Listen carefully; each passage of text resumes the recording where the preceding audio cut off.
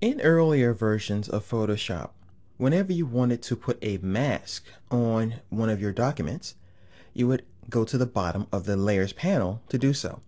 As you can see, I can click here to enable what's called a layer mask.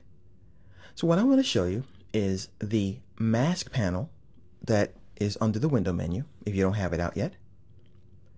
And what we can do with this is a wide variety of tasks that allow us to add masks and also to manipulate them.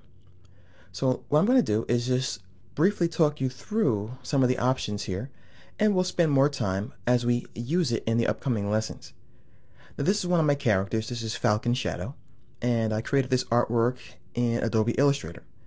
What I'm going to do is show you how we can use this, which you'll find in the Work Files folder, to add what are known as masks.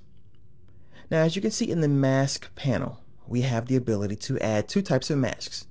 All you have to do is hover your mouse over these icons, and you can see that we have a pixel mask, and the other one is a vector mask. Now, a pixel mask is going to add a layer mask to your object. So, as you see here, I have this mask. I'll go ahead and disable that. And I have this other mask, which is a vector mask. So we have a vector mask and a layer mask that I added from this panel. I'm actually going to delete these masks here and show you how this works. So here's the artwork. And typically when you create a mask, it's so that you can paint through so you can see something else, or to hide something, or to protect something so you can paint it or add a filter. In this case, I'm going to paint through so we can see this image that I was able to find at photospin.com by doing a search for the word grid. I want to create some kind of cool futuristic artwork. So we have these little boxes here and some numbers and this kind of high-tech mist. So on my artwork, I'm going to click this icon, and this will allow me to add a mask, as you see right here in the Layers panel. Once the mask is created, I can then grab a brush and start to paint. Now, by the way, I'm going to go very quickly here because I'm going to spend more time showing you how to use these tools in the upcoming parts. So, as you see, I'm painting with black. What black does is it will reveal what's under layer beneath this one.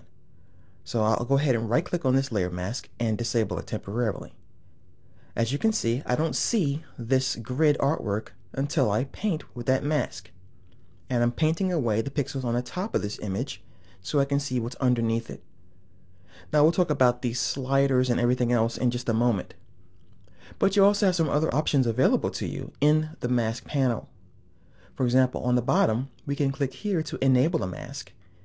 We can click here to commit a mask, which is something I never ever in history do.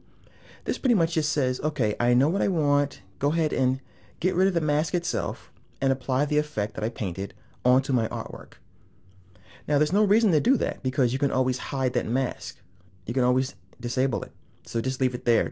You can always go back to it and paint on it with white if you want to reveal the artwork again. And once again, paint with black to hide. Or click in the swatch, choose a gray color, and get a combo so you can paint transparency. Alright, so that's the mask panel. We're going to spend much more time learning how to use it and the other options as we continue to work with this illustration.